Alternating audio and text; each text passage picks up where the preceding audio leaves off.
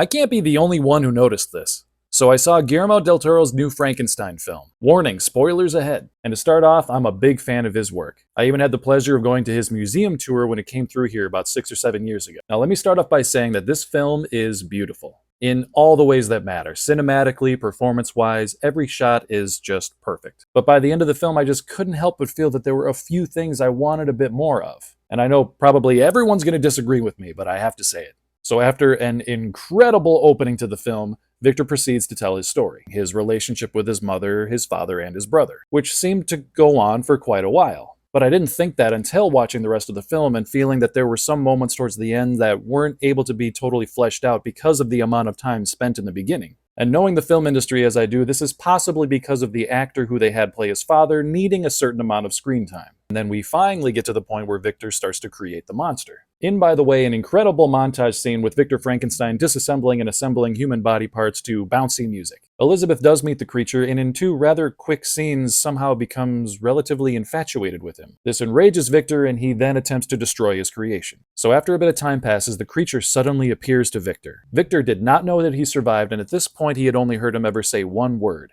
Victor. So Victor, upon seeing that his creation he thought he destroyed had survived and is now speaking in full sentences, has a reaction of, meh.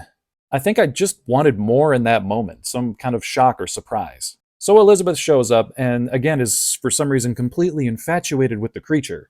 An accident happened. You think that Victor, who's been in love with her this whole time, would have this enormous reaction to it, but again, he's just kind of meh.